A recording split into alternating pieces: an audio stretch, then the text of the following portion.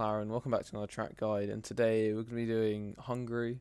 Um, Very tricky track, often called Monaco without walls. It is incredibly hard to overtake, so qualifying is going to matter a lot. So without any further ado, let's get into the lap. So first thing is obviously you're coming into this braking zone. Now, obviously, I know that all of you use ABS just like me. So you can really, I don't say abuse ABS, but as you can see, so I'm hard on the brakes and I'm turning whilst on complete lock because you really want to hook this front right tyre just on this white line as I do here, and that's just about rolling out into the corner in third. You open the DRS when you feel that you've got the traction to do so, then just flooring it out of the corner down to what is an incredibly odd corner because you're coming in, you're going down into third gear, and then I go to second for some extra rotation because I felt like the car wasn't turning in, then go back to third, but you can get on the power surprisingly early and then hook the car around this. As you can see there, really, you can abuse all of that. So I'm a bit down on the delta because I messed up my traction a bit. Now coming into an incredibly tricky corner. It's a one downshift, dab of brake, use all the inside curb corner. So it's very hard to get consistently right. So if there's anything you're going to practice, I suggest practicing. For Hungary, it's just nailing that corner, especially in the race, just over and over and over again. Because if you can get it consistently right, that's one less warning you're going to be likely to pick up in the race. So coming into what is another long right-hander. If you touch this curb, you're spinning, just full stop. This curb will spin the car, so completely avoid touching it.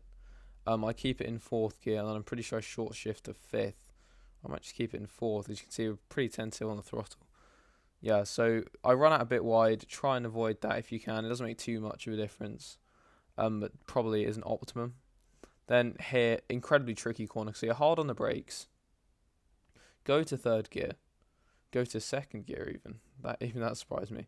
Hook up the front right tyre. Short shift to third. See how much of the curb we're abusing on the left. A lot of it, because you can really... It's really tricky. And I might just go through that again in full speed. I know you would have seen the hot lap, obviously, if you've actually watched these in full.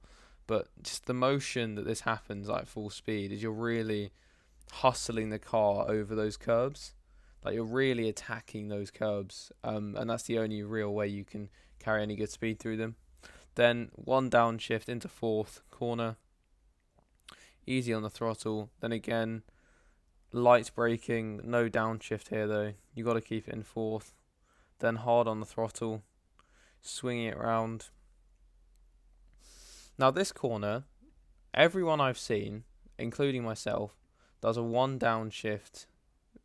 You can do it without braking, just like lay off the throttle a bit. As you can see, I do a bit of braking. But it's basically just carry as much speed as you can through this corner without invalidating. Delta just shot up for whatever reason because this game's broken. Anyway, hard on the brakes, into third.